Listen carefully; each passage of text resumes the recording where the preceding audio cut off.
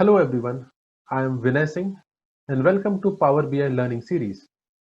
Today we will see how to add custom columns in Power Query.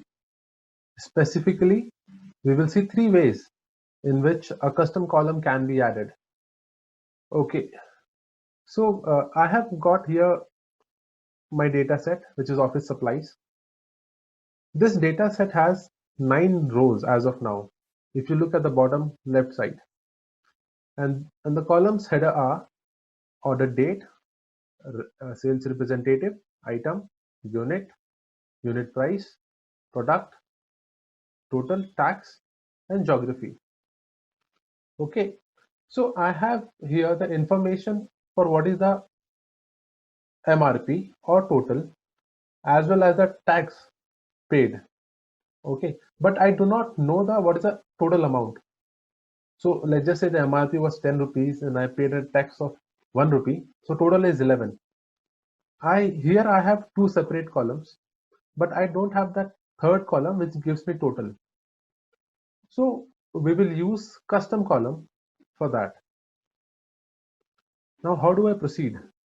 So first I go to add column tab and then I click custom column. So this dialog box appear. Here you can give a name to the new column. In this case I'll write total amount. Now I know this column, it will be summation of total and tax. So what I do is first I see that total column in this available columns option. I click on total and then I click on insert. Because I have to do summation, so I type in plus sign. Now this time I click on tax and I press insert.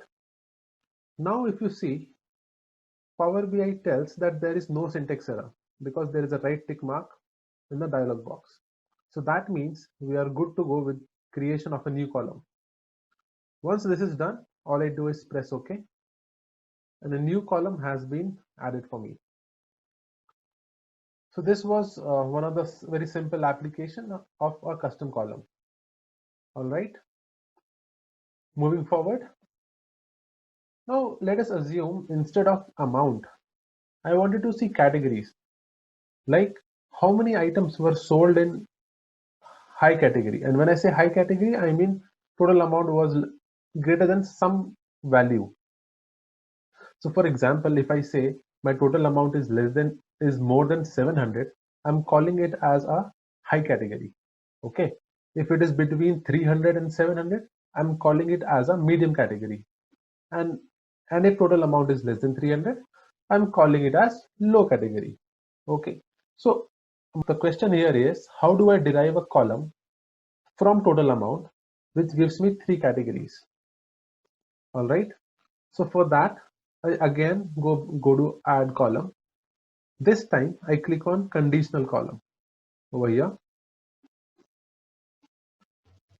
When this dialog box appear, Power Query again asks me to name the column. Let's just say I'm calling it as amount category. Here my column of interest is total amount, so I choose total amount. Since total amount is a numeric column, Power BI gives me these options: equals, does not equal, greater than or less than or greater than equal to. All right, so I'll choose greater than or equal to. What I'm saying is, if my total amount is greater than 700, then let the category be high. I add another clause. This time I again pick total amount. I'm saying if my total amount is greater than 300, this will be a medium category. Now if my value is less than 300, I do not need to add any new if statement. I can mention that in the else statement over here. So I write low. Okay. Now if by chance you have put the condition in wrong order, so you can go to this ellipse, three dots, which is called as ellipsis. and you can either move up or move down depending on the situation. So once you are satisfied with the conditions, you click on OK. And now if you see, a new column has been added for me. And to verify whether the column added is correct or not, so if I look at the first row, my total amount is 340. And my condition was if amount is greater than 300 but less than 700, category will be medium, which is correct. Any value which is less than 300 will be low category. This is also correct. And my third value, which is 755, this is more than 700, hence it lies in high category. This is also right. So in a way, I'm satisfied that the last column which has been added is correct. So we saw two ways in which a custom column can be added. One is using a formula, and second is using a condition. Okay. Now we'll move to third way in which a column can be added, and this is called as column from examples. So if I look at my geography column, it has these many different values. So a region or a geography which is central has been represented in 4 different ways. One where C is capital and all other values are in small case, where all the alphabets in central are in uppercase. There are some values which are in uppercase and some in lowercase, and similarly for east as well as west. Okay, even though these may be 11 distinct values, but I know essentially they are only 3 different values. So what can I do in this case?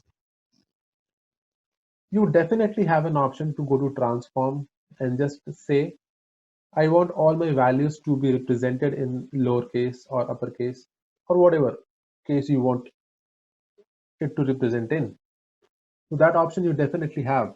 But what I'm going to show you is a new way. So what I do is this time, first I select the column geography. I again go back to add column, and this time I go to column from examples. I click on the arrow, and I click on from selection.